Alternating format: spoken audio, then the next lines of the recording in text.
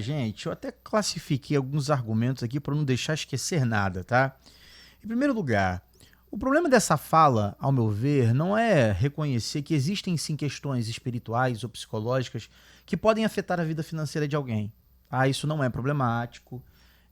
A gente consegue encontrar de alguma forma legitimidade para fazer certas correlações, mas o que para mim é completamente empobrecedor, como eu já disse aqui anteriormente, empobrecedor do debate sobre a pobreza é reduzir um problema social extremamente complexo a apenas uma questão ou uma característica individual, como a mentalidade de uma pessoa.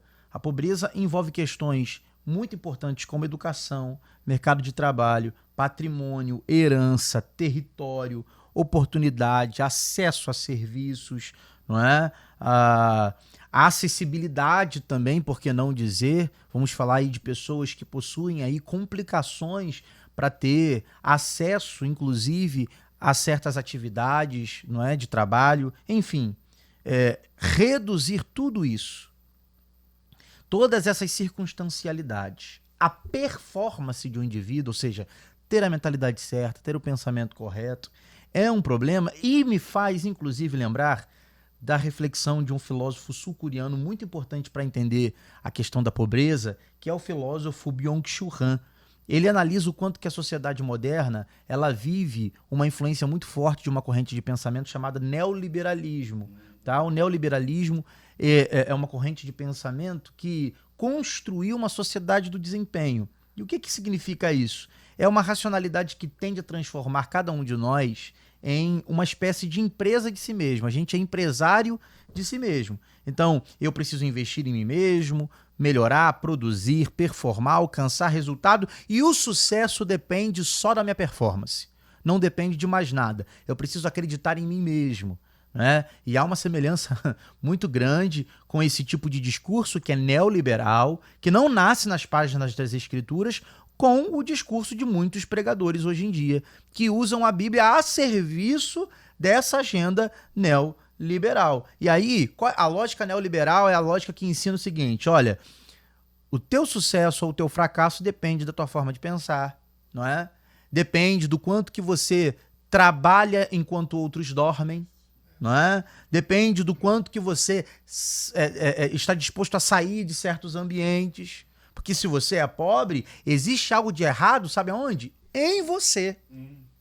É em você que existe algo errado e é por isso que você é pobre. Então não tem nada de errado no mundo. Não tem nada de errado nas estruturas sociopolíticas, econômicas, não. Não há nada de errado, né? Naquilo que a gente observa ao redor do indivíduo. O problema está no indivíduo. Isso é neoliberalismo. Isso tem influenciado os discursos não apenas no campo empresarial, como também nos âmbitos religiosos. E uma clara evidência disso é o pastor em questão.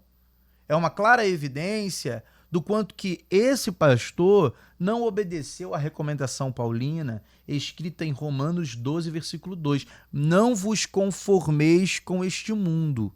A lógica neoliberal é uma lógica do mundo, mundana. Mundana no sentido de não ter nascido na página das Escrituras. Me mostre um texto bíblico onde o fracasso financeiro de um indivíduo é responsabilidade simplesmente dele. Me mostre. Me mostre essa sede por performance, por desempenho, nas páginas das Escrituras. Você não vê. E aí, um efeito colateral, aponta Byung-Chul Han, dessa lógica neoliberal é a culpa.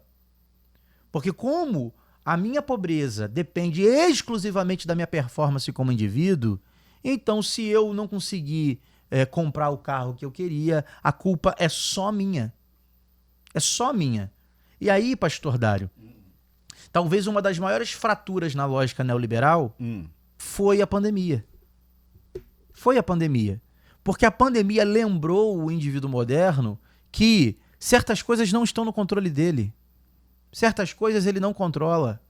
Então, achar que a pobreza do indivíduo depende do quanto que ele assume ou não controle da sua própria existência, isso é empobrecer demais a discussão sobre a pobreza. tá?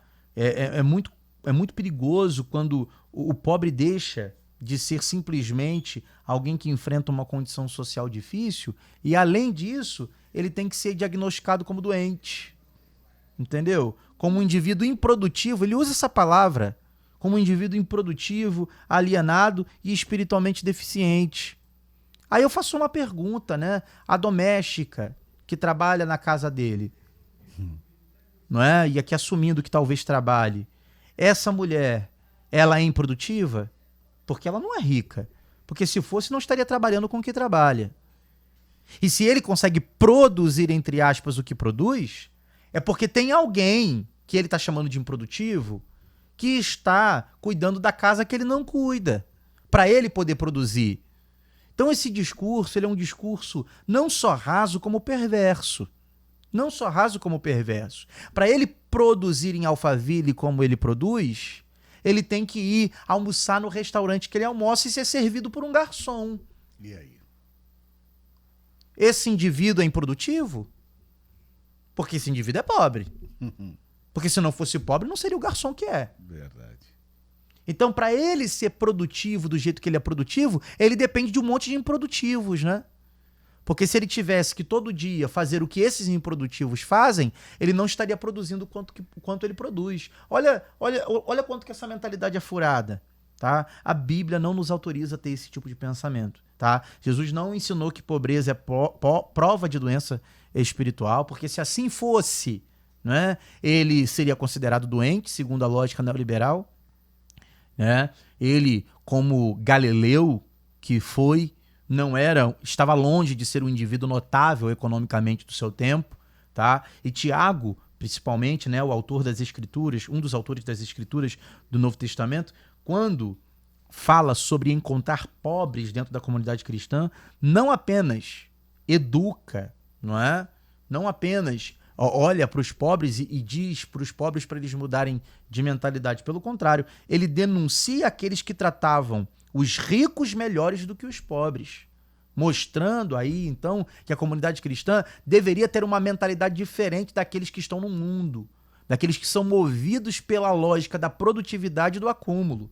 Então, explicar toda a pobreza pela cabeça do pobre não é uma explicação profunda. E é isso mesmo que eu disse. Explicar toda a pobreza pela cabeça do pobre não é uma explicação profunda. Ah, você está chamando então o pastor de pobre? Estou. Porque esta é a pobreza mais miserável de todas. Mais miserável de todas. Que é ter um pensamento não simples, mas simplório. Simplório, tá? Eu estou tentando fugir de algumas palavras para não ser ofensivo, mas a baixa operação cognitiva de uma pessoa é denunciada pela capacidade dela de tornar problemas complexos em problemas simplórios. E é exatamente isso que a gente tratou na enquete de hoje, tá? Uma palavra de motivação, não é? Porque esse pensamento teológico neoliberal coach acha que tudo se resolve com palavra motivacional. É olhar no espelho e dizer eu sou capaz, né? Cheio de frases de efeito aí. Mas uma palavra de motivação não é uma maneira de resolver problemas que, na verdade, não possuem fonte na mentalidade do indivíduo, mas possuem raízes profundas nas estruturas onde a nossa vida ganha forma, pastor Dário.